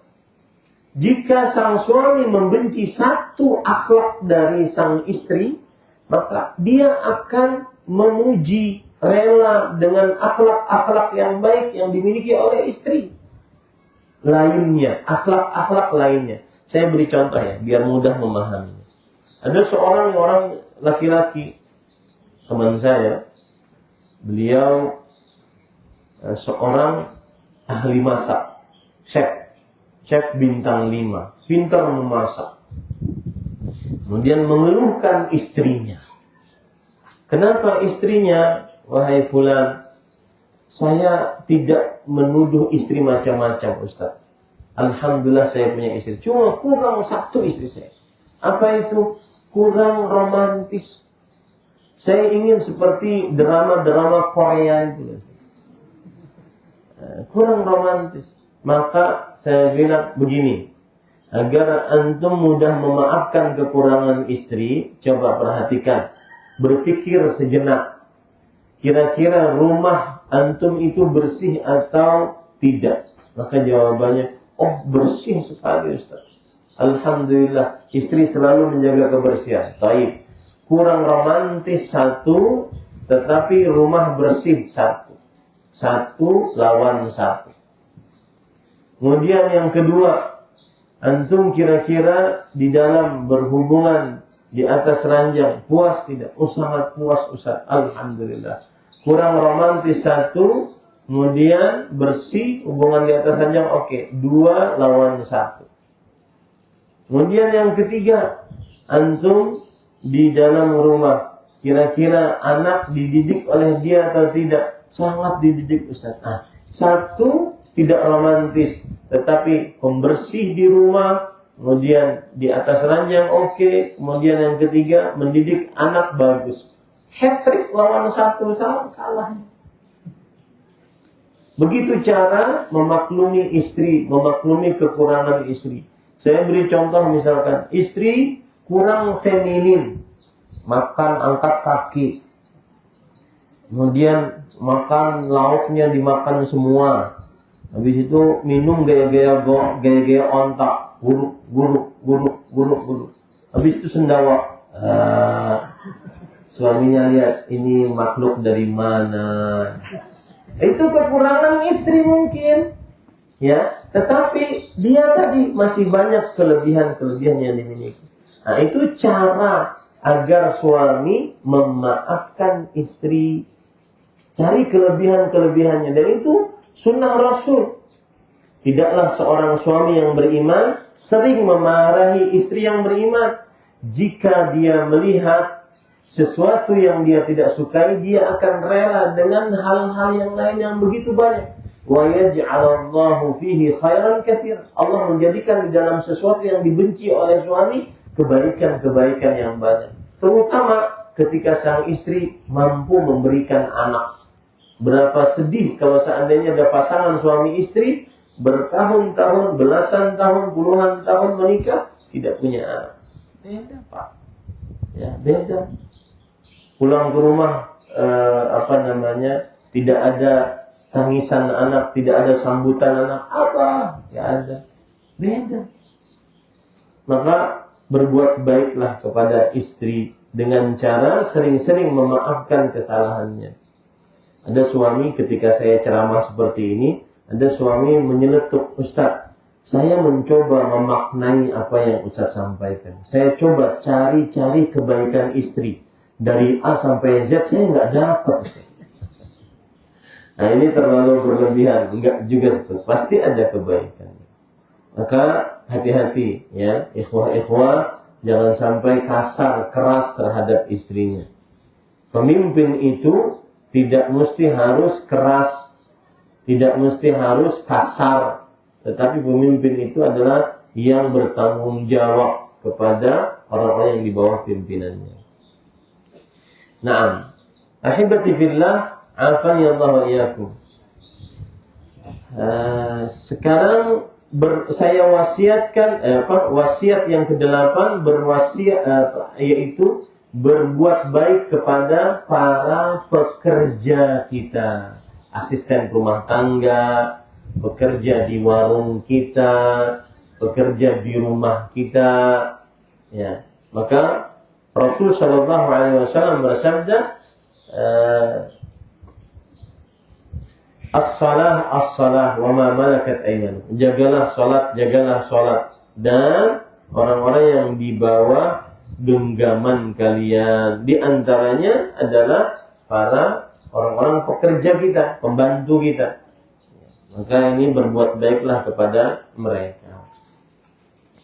Kemudian yang ke-9, menunaikan amanah. Wasiat Rasulullah sallallahu alaihi wasallam saat haji wada di hari-hari tasyrik, beliau mengatakan, ala wa man kana 'indahu amanah falyu'addiha ila man i'tamanahu 'alaiha. Ingatlah, siapa yang dititipi sesuatu, maka tunaikan. Jangan sampai dia simpan. Jangan sampai tidak amanah. Ya. Rasulullah SAW juga bersabda, al-'ariyatu mu'addah. Barang yang kita pinjam harus dikembalikan. Tidak boleh diakui sebagai kepemilikan kita, padahal kita minjam akadnya. Ini tidak boleh. Termasuk di dalamnya bayar hutang. Ya, bayar hutang. Jangan sampai bayar hutangnya pakai kata kunci. Afwan akhi. Enggak ada afwan akhi. Bayar. Ya. Sebagian ikhwah, sebagian yang ngutang, padahal janjinya 1 bulan. Kemudian sudah beberapa bulan tidak ada kabar. Tidak memberitahu juga kepada yang menghutangi. Ya. Ketemu di masjid, tidak juga konfirmasi. Nah, ini kurang bagus. Maka salah satunya adalah konfirmasi. Mohon maaf tidak bisa bayar hutang bulan ini, insya Allah bulan depan. Terus sampai akhir, ya, afwan akhi. Enggak ada, hutang harus dibayar. Tidak boleh diremehkan. Ya. Nah, itu termasuk daripada menjaga wasiat. Yang ke-10, mengeluarkan orang-orang musyrik Yahudi dan Nasrani dari jazirah Arab. Ini adalah wasiat Rasulullah Sallallahu Alaihi Wasallam. Yang ke-11, nah ini penting, menjauhi kesyirikan dan sarana-sarana yang menghantarkan kepada kesyirikan. Apa sarana yang menghantarkan kepada kesyirikan? Yaitu menjadikan kuburan sebagai tempat masjid. Menjadikan kuburan sebagai apa? Tempat masjid. Saya berpesan kepada kalian seluruhnya, bapak-bapak, ibu-ibu, pesantren putra, santri putri, ustazah, asatidah dan ustazah, maka tidak pernah ada di dalam syariat Islam terkumpul antara masjid dan kuburan. Itu nggak akan pernah ada sejarahnya. Tidak ada syariat Islam yang memperbolehkan mengumpulkan antara masjid dan kuburan. Dan ini wasiat Rasulullah SAW yang ke-11, yaitu beliau berwasiat untuk tidak mengagungkan kuburan. Dalam hadis yang diriwayatkan oleh Imam Bukhari dan Muslim, Abdullah bin Abbas bercerita, "Lamma nazala bi Rasulillah sallallahu alaihi wasallam, tafiqa yatrahu khamisatan ala wajhihi, fa idza tamma kashafa an wajhihi, faqala wa huwa kadhalik, la'natullah 'ala al-yahud wan nasara ittakhadhu qubur anbiya'ihim masajid." Yang artinya, perhatikan baik-baik, Abdullah bin Abbas radhiyallahu anhu bercerita, ini orang dalamnya Rasulullah, anak paman, sepupu Rasulullah SAW, Ahlul Bait. Ketika Rasulullah SAW dalam keadaan sekarat, maka beliau meletakkan kain di atas wajahnya. Apabila nafasnya sudah terengah-engah, beliau buka kain tersebut. Begitu terus. Masuk, tutupi, kemudian kalau sudah susah bernafas, beliau buka. Dalam keadaan demikian, beliau bersabda, laknat Allah terhadap kaum Yahudi dan Nasrani yang menjadikan kuburan nabi-nabi mereka sebagai masjid. Yuhadziru ma sana'u. Nabi Muhammad SAW memperingatkan agar tidak melakukan apa yang dilakukan oleh orang Yahudi dan Nasrani. Ya, lihat.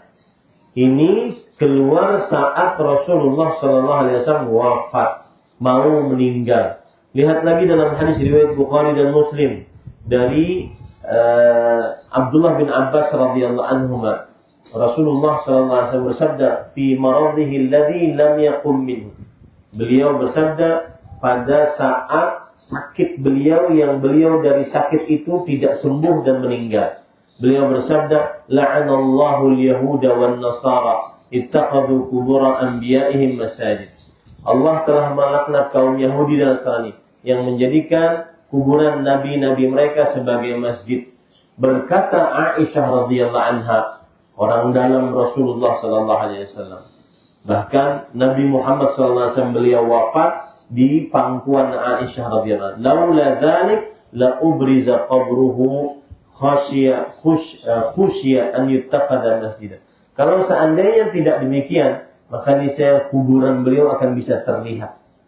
Beliau takut kuburan beliau nanti dijadikan sebagai berhala. Ini para ikhwan yang dirahmati oleh Allah Subhanahu wa taala. Nah, riwayat yang lain, riwayat Muslim dari Jundab bin Junadah, beliau berkata, aku mendengar Rasulullah sallallahu alaihi wasallam qabla an yamuta bi khams wa huwa yaqul. Aku mendengar Rasul sallallahu alaihi wasallam sebelum meninggal, 5 hari sebelum meninggal, beliau bersabda, ala wa inna man kana qablakum kanu yattakhiduna qubura anbiya'in wa salihin masajid. Ingatlah orang-orang sebelum kalian, kaum Yahudi, kaum Nasrani, mereka kebiasaannya menjadikan kuburan nabi-nabi dan orang-orang saleh mereka sebagai masjid. Ala fala tattakhidul qubura masajid inni anhaakum an dzalik. Maka janganlah jadikan kuburan-kuburan sebagai masjid, aku melarang kalian untuk melakukan hal itu. Saya tidak habis pikir bagaimana nanti orang-orang yang menjadikan kuburan sebagai masjid, bahkan kadang-kadang kuburan sebagai masjid lebih dingin daripada masjid, lebih wangi daripada masjid, lebih bersih daripada masjid. Nah, ini keliru. Bagaimana nanti dia berhadapan dengan hadis-hadis ini? Ya. Ini yang ke-11. Yang ke-12, para ikhwan yang dirahmati oleh Allah Subhanahu wa taala, adalah wasiat Rasulullah sallallahu alaihi wasallam untuk menjauhi perbuatan bid'ah. Dalam hadis yang diriwayatkan oleh Imam Ahmad, Imam Abu Dawud dan Imam Tirmidzi dari Al-Irbad bin Sariyah, Rasul sallallahu alaihi wasallam bersabda, usikum bitaqwallah, aku wasiatkan kalian untuk takwa kepada Allah, was-sam'i wat-tha'ah, wa in ta'ammara 'alaikum 'abdun habasyi, dan hendaknya kalian tunduk patuh kepada pemimpin yang sah meskipun dia adalah budak dari negeri Habasyah, dari Ethiopia, mujadda' al-ashraf, yang atraf, yang cacat, meskipun cacat, aswad, meskipun berkulit hitam. Maka jika dia pemimpin dan pemimpin muslim yang sah, maka tidak boleh untuk tidak patuh dan taat. Kemudian beliau bersabda, fa innahu man ya'ish minkum fasayara ikhtilafan katsira. Sesungguhnya siapa yang hidup di antara kalian akan melihat perselisihan yang sangat banyak. Fa alaikum bisunnati wa sunnatil khulafa'ir rasyidin al-mahdiyyin. Maka hendaknya kalian berpegang teguh kepada sunnah dan sunnah khalifah rasyidah yang setelahku, yang diberi petunjuk oleh Allah Subhanahu wa taala. Maka dari hadis ini kita ambil pelajaran, salah satu wasiat penting Rasulullah SAW sebelum meninggal adalah menjauhi perbuatan bid'ah. Apa itu perbuatan bid'ah? Perbuatan bid'ah, satu, yaitu sebuah hal yang berkaitan dengan agama atau ibadah. Dua, selalu baru. Tiga, dibuat-buat, bukan dari syariat. Itulah 3 definisi atau unsur dari perbuatan bid'ah. Yang keempat, kalau boleh ditambah, yaitu menyerupai syariat. Jadi yang pertama adalah apa tadi? Selalu berkaitan dengan agama atau berkaitan dengan ibadah. Tariqatun fid din mukhtara'ah tudahi syari'ah yuqsadu bisuluki 'alaiha al-mubalaghatu fit ta'abbudi lillahi subhanahu. Dia adalah metodologi dalam beragama. Jadi urusannya berkaitan dengan ibadah. Kalau orang pakai mobil, maka itu bukan bid'ah, karena itu tidak ada urusan dengan ibadah. Jangan sampai kita disuruh naik onta. Kalian ini sedikit-sedikit bid'ah, sudah naik onta aja sana. Kasihan, ontanya dihitamkan terus. Kambing hitam, onta hitam. Ya. Tidak boleh live katanya, karena itu bid'ah. Ini tidak paham arti bid'ah. Bid'ah adalah yang berkaitan dengan ibadah, satu. Yang kedua, baru, senantiasa baru. Yang ketiga, dibuat-buat, bukan dari syariat, bukan dari Allah, bukan dari Rasulullah SAW. Yang keempat, melakukan bid'ah tersebut untuk berlebih-lebihan di dalam beragama, maka jauhi perbuatan bid'ah. Kemudian para ikhwan yang dirahmati oleh Allah Subhanahu wa taala, yang ke-13 yaitu menjauhi pertumpahan darah. Jangan sampai seseorang ikutan di dalam pertumpahan darah, perang antar suku, perang antar sekolah. Jauhi pertumpahan darah. Rasul sallallahu alaihi wasallam beliau bersabda, la tarji'u ba'di kuffaran yadribu ba'dukum ba'dha. Jangan sampai kalian setelah ini menjadi orang kafir lagi, yaitu dengan cara kalian memukuli satu dengan yang lainnya. Tidak diperbolehkan. Kemudian yang ke-14 sebelum terakhir, yaitu wasiat Rasulullah SAW untuk tidak melakukan perbuatan riba, untuk tidak melakukan perbuatan riba. Ya. Terutama riba jahiliyah. Riba jahiliyah itu bagaimana? Seseorang berhutang kepada orang lain 500.000, nanti dia bayar 700.000. Ini namanya riba jahiliyah, riba hutang. Pokok hutangnya 500.000, tetapi kemudian wajib membayarnya 700.000. Ini namanya riba jahiliyah. Rasulullah SAW ketika haji wada, beliau bersabda, waribal jahiliyati mawdu'un wa awalu riban adha'u riban al-Abbas bin Abdul Muttalib fa innahu mawdu'un kulluh. Riba jahiliyah ini di bawah telapak kakiku, artinya ditolak. Dan riba yang pertama aku hilangkan adalah riba yang ada pada Al-Abbas bin Abdul Muttalib, paman Nabi Muhammad SAW. Sesungguhnya seluruhnya dibebaskan riba tersebut.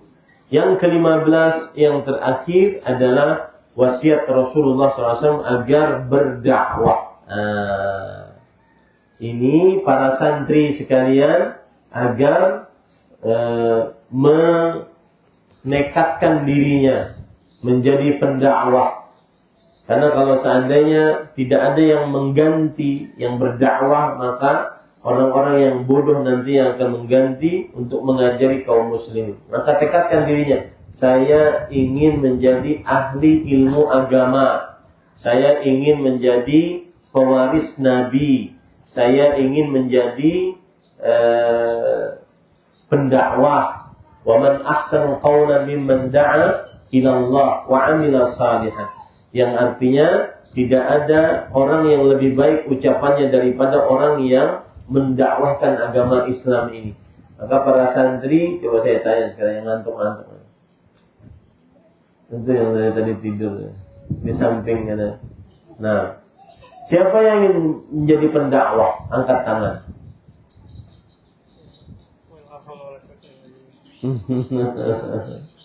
Siapa yang ingin jadi YouTuber? Hah? Siapa yang ingin jadi pengusaha? Oh. Siapa yang ingin jadi polisi? Siapa yang ingin jadi tentara? Siapa yang ingin jadi dokter? Oh, santri putri. Ya. Siapa laki-laki santri yang ingin jadi pendakwah? Ya ada. Satu, angkat tangan, enggak apa-apa. Itu tugas mulia. Masya Allah. Siapa namamu nak? Hah? Fauzan. Fauzan Malik. Saya berdoa dengan nama-nama Allah yang husna, sifat-sifatnya yang mulia. Semoga engkau menjadi pendakwah yang besar. Nak. Dan ini sangat miris kita yang akan menggantikan cuma satu orang di sini. Karena bapak-bapak ini akan menjadi jamaah, tidak akan pernah bisa duduk di sini. Ya, antum karena tidak belajar ilmu agama secara mendasar, sistematis, tidak akan pernah jadi ahli ilmu agama. Maka tidak akan pernah bisa ngajar masyarakat. Yang jadi jamaah tetap jadi jamaah sampai Dajjal datang jadi jamaah. Ya, maka miris kita kalau seandainya satu pesantren laki-laki cuma ingin cuma satu yang ingin jadi pendakwah. Ini Ustadz harus memberikan doktrin lebih, Ustadz. Jadi pendakwah itu tugas mulia. Pendakwah itu adalah pewaris Nabi. Pendakwah itu mengerjakan tugas para Nabi alaihi wassalatu wassalam. Nah, dalilnya adalah ketika Haji Wada, beliau berkhutbah, liyuballighi syahid al-ghaib fa inna syahida asa an yablugha man huwa aw'alahu. Orang yang menyaksikan sekarang yang berhaji bersama Nabi, hendaknya dia menyampaikan kepada yang tidak hadir.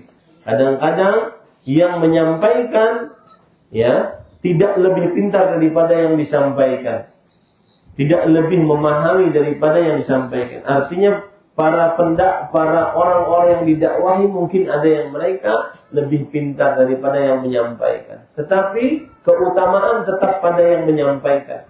Jadi pendakwah. Allah berfirman dalam Al-Quran, "Qul hadhihi sabili ad'u ila Allah ala basirah." Katakanlah wahai Muhammad SAW, inilah jalanku. Lihat, jalan Rasulullah itu berdakwah, bukan jadi macam-macam. Aku berdakwah mengajak kepada Allah Subhanahu wa taala. Mengajak kepada Allah Subhanahu wa taala.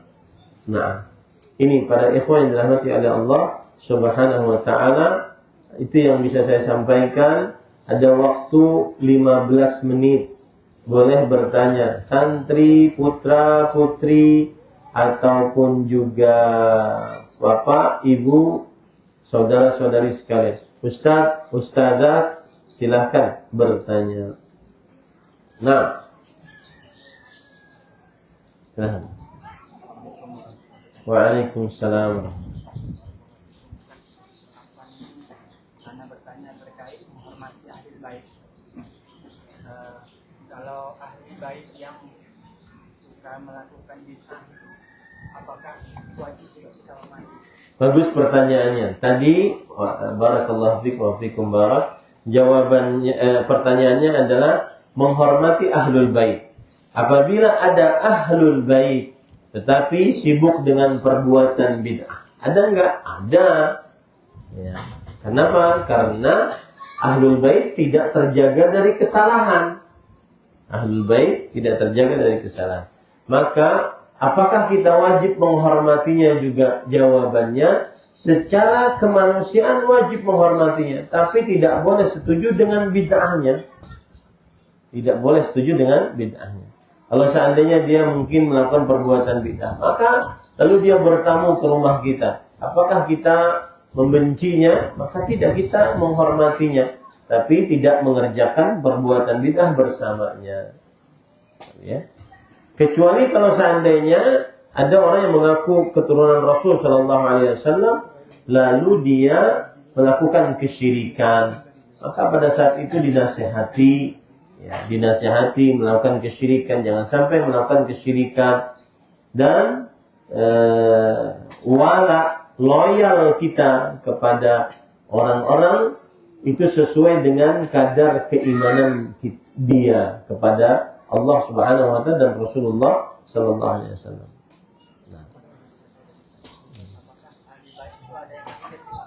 Apakah ahlul bait ada yang kafir? Jawabannya ini perlu diseleksi, saya tidak tahu ya. Cuma mungkin saja ada. Ya. Ahlul bait ada yang kafir, yang murtad mungkin, ada saja. Sebagai manusia kita menghormatinya, ya. Orang kafir itu, Pak, kalau dia tetangga gitu ya, tetangga, ya, maka wajib dihormati. Tetangga wajib dihormati, meskipun dia kafir, ya. Maka ketika ada ahlul bait yang kafir misalkan, maka pada saat itu kita menghormatinya sebagai seorang manusia, tetapi kita tidak ridha dengan kekufurannya. Wallahu a'lam. Nah, izin bertanya dan minta nasihatnya Ustaz. Anak-anak kami dan kami orang tuanya sangat ingin anak-anak kami dapat melanjutkan pendidikannya hingga ke Saudi. Mohon nasihatnya Ustaz untuk kami, baik untuk anak-anak kami dan kami sebagai orang tuanya.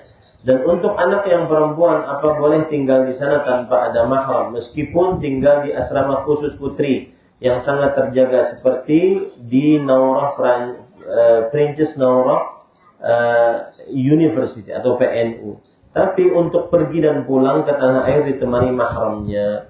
Nasihat saya untuk orang tua yang menginginkan anaknya sekolah di Timur Tengah, terutama di Arab Saudi, maka nasihatnya adalah perbaiki niat. Karena sebagian anak atau sebagian orang tua ingin anaknya berkuliah di sana, terutama di Universitas Al-Madinah. Maka nasihatnya perbaiki niat. Untuk apa berniat kuliah di sana? Apakah karena prestise, sebuah kebanggaan, ataukah karena ingin menuntut ilmu agama agar bisa menjadi ahli ilmu agama dan berdakwah? Ini langkah pertama dulu. Dan para sahabat Nabi, di antaranya Abdullah bin Abbas, mengatakan al-ata ala qadrin niyah, yang artinya pemberian itu sesuai dengan kadar niat. Allah memberikan dengan niatnya untuk apa, ya. Jadi perbaiki niat dulu. Niatnya adalah untuk menuntut ilmu agama, kemudian bisa mengamalkannya dan mendakwahkannya kepada kaum muslimin, terutama kaum muslimin yang berasal dari negaranya. Nanti ketika pulang setelah selesai dia belajar. Nah, ada sebagian yang tidak mau pulang karena betah kerja, jadi mutawif, dapat duit. Ya, maka ini perbaiki niatnya. Kemudian yang kedua adalah harus mempersiapkan nilai-nilai akademiknya yang bagus. Yang pertama, hafalan Al-Qur'annya. Diperbanyak hafalan Al-Qur'annya, bahkan jika memungkinkan 30 juz. Dan usahakan dapat sertifikat dari lembaga yang dia menghafal Quran di situ. Kemudian nilai dia ketika sekolah, usahakan mumtaz. Mumtaz itu artinya berarti cum laude. Ya, nilainya 90-an ke atas. Karena salah satu yang akan dilihat adalah nilai tersebut.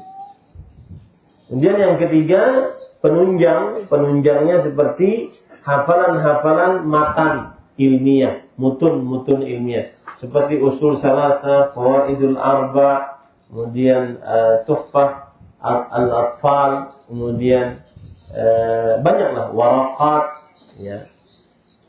Mutun ilmiah, perbanyak hafalan itu. Nah, seperti itu. Dan kemudian selanjutnya untuk anak perempuan, apakah bisa kuliah di Princess Naurah University? Bisa saja, asalkan pulang pergi ketika safar dengan mahramnya. Adapun saat sudah masuk ke dalam universitas tersebut, maka dia asal tidak bersafar, maka boleh saja tinggal di sini. Asal tidak bersafar itu berarti boleh Ustaz keliling kota, boleh, asal terjaga keamanannya. Karena berarti dia sudah mukim dan bukan musafir. Yang tidak diperbolehkan itu adalah musafir, seorang perempuan wajib dengan mahramnya. Rasulullah SAW bersabda, la tusafir mar'ah illa wa ma'adhi mahram. Tidak bersafar seorang perempuan kecuali bersamanya mahramnya. Nah, wallahu a'lam. Lagi. tolong berikan motivasi kepada orang tua santri dan santriwati agar ketika tamat MTS tetap lanjut MA di pesantren. Jangan ke sekolah umum. Banyak orang tua tamat MTS langsung ke sekolah umum. Jawabannya adalah, nasihatnya adalah begini Bapak Ibu dan juga para santri putra putri. Seorang yang belajar agama tentunya lebih afdal daripada seorang yang belajar umum. Kenapa? Karena menuntut ilmu agama diangkat derajatnya oleh Allah. Yarfa'illahu alladhina amanu minkum walladhina utul ilma darajat. Allah mengangkat orang-orang yang beriman di antara kalian dan mengangkat orang-orang yang berilmu beberapa derajat. Kemudian orang yang menuntut ilmu agama dimudahkan jalan menuju surga. Man salaka tariqan yaltamisu fihi ilman sahalallahu lahu bihi tariqan al-jannah. Barang siapa yang menempuh sebuah perjalanan, dia menuntut ilmu di dalamnya, Allah akan mudahkan dia jalan menuju surganya Allah Subhanahu wa taala. Kemudian juga menuntut ilmu agama adalah mewarisi warisan Nabi Muhammad SAW dan warisan Nabi-Nabi. Rasul SAW bersabda, Innal anbiya lam yuwarithu dinaran wala dirham, walakin warathul ilm, faman akhadahu akhadha bihadzin wafir. Sesungguhnya para nabi tidak mewariskan emas dan perak, tetapi mewariskan ilmu. Siapa yang mengambil ilmunya, maka sungguh dia telah mengambil harta waris yang paling banyak dari Rasulullah sallallahu alaihi wasallam. Kemudian ilmu agama lebih diperlukan di dunia ini dibandingkan ilmu umum. Kenapa? Karena ilmu agama seseorang memerlukannya sesuai dengan nafasnya, sedangkan ilmu umum seseorang memerlukannya hanya beberapa kali saja. Makanya Imam Ahmad mengatakan, An-nas ahwaju ila al-ilm minhum ila ta'amihim wa syarabihim. Yang artinya manusia lebih memerlukan kepada ilmu agama dibandingkan dia memerlukan kepada makan dan minum. Kenapa wahai imam? Li'anna ar-rajula ya'kulu fil yawmi wal laila marratan aw marratain wa al-ilmu syar'i bi'adadi anfasih. Karena orang yang makan itu paling banyak 1 kali, 2 kali, 3 kali makan selesai. Selesai di situ tidak bisa lagi dia makan. Sedangkan orang yang ilmu agama dia perlukan sepanjang nafas hidupnya. Nah, ini menunjukkan bahwa ilmu agama lebih afdal daripada ilmu-ilmu yang lain. Meskipun seseorang jika ingin ke ilmu umum maka tidak berdosa, tetapi jangan sampai seseorang terputus dari menimba ilmu agamanya. Nah, kemudian Bapak Ibu saudara-saudari yang dimuliakan oleh Allah Subhanahu wa taala. Kemudian Bapak Ibu saudara-saudari yang dimuliakan oleh Allah Subhanahu wa taala, bagi para orang tua, jangan takut yang memperjuangkan agama Allah akan ditolong oleh Allah. Ya. Dan hidup seorang pendakwah ahli ilmu agama tidak dari amplop, enggak. Hidupnya Allah Subhanahu wa taala memberikan keberkahan dari mana saja yang bisa dia lakukan. Ya. Dan inilah pahala yang akan mengikuti dia. Tentu bayangkan ini pesantren. Saya sering mengatakan ini. Katanya masjid belum jadi. Maka saya sering memotivasi orang untuk membangun masjid. Apalagi masjidnya di kawasan pendidikan, lembaga pendidikan. Saya sering mengatakan bahwa berinfak di dalam lembaga pendidikan itu lebih besar pahalanya dibandingkan di luar lembaga pendidikan. Kenapa? Karena jika masjid jadi, berapa santri yang baca Quran di situ setiap harinya? Berapa santri yang mengerjakan sholat di situ setiap harinya. Berapa santri yang belajar di situ setiap harinya. Jadi dia menghasilkan ribuan amal saleh. Berinfak di jalan Allah menghasilkan ribuan amal saleh. Berinfak di dalam dunia pendidikan menghasilkan ribuan amal saleh. Nah, itu para ikhwan yang dirahmati oleh Allah. Dan mudah-mudahan saya berpesan kepada santri yang dari MTS ke umum. Maka kalau Anda mencari sekolahan yang tidak ada peraturan, nggak akan pernah dapat. Itu satu ya. Karena ada santri MTS mengatakan, peraturannya ketat, saya jadi nggak suka. Maka di sekolah luar yang umum pun ada peraturannya. Yang kedua, kalau seandainya ada santri yang MTS ingin keluar tidak melanjutkan ke madrasah aliyah di agama, baik di pesantren ini ataupun di luar pesantren ini, maka jawabannya adalah bahwa apa yang engkau cari dari ilmu-ilmu umum, maka itu hanya bersifat duniawi saja. Sedangkan ilmu akhirat, ilmu agama, sifatnya dunia dan akhirat.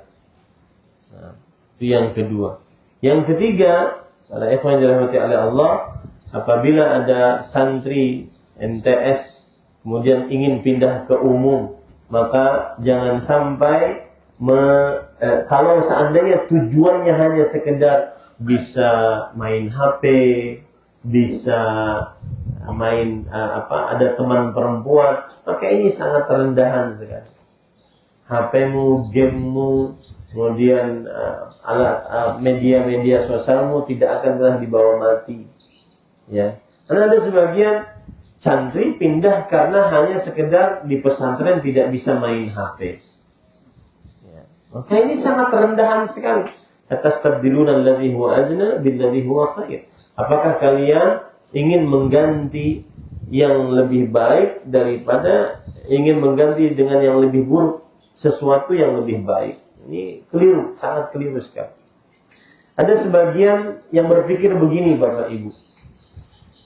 Ustadz, anak saya ingin ke umum, baik itu dari MTS ke aliyah atau dari aliyah ke kuliah, ke universitas. Ingin ke umum. Dia katakan begini, sebagian ustadz-ustadz kan ada yang umum, sebagian ustadz-ustadz ada yang sekolahnya umum. Maka kita katakan, nah, kamu dengan ustadz itu beda. Ustadz ini dari SD, SMP, SMA, kuliah umum. Lalu di sela-sela itu dia belajar agama, lalu umumnya tidak terlalu pakai. Kemudian setelah itu dia Dia fokus kepada agamanya. Yang umumnya tidak terlalu pakai. Saya sebutkan saja contoh-contohnya yang ada. Ya, Ustadz Firanda misalkan, hafizahullah, dulu sekolah, kuliah di umum, SD, SMP, SMA, kuliah di umum, kemudian diterima di universitas umum, belajar pun umum, nuklir. Kemudian beliau berpaling, belajar agama. Lah, kamu sekarang dari mulai TK, SD, agama, kemudian SMP, agama, SMA, agama. Lah, lalu mau ke umum, akan terbalik cara berpikirnya. Paham ini para ikhwan dirahmati oleh Allah Subhanahu wa taala. Ini kira-kira yang bisa disampaikan, mudah-mudahan bermanfaat, dan para santri harus tetap semangat agar bisa belajar ilmu agama dengan baik dan benar. Subhanakallah bihamdik, asyhadu an la ilaha illa anta astaghfiruka wa atubu ilaik. Wassalamualaikum warahmatullahi wabarakatuh.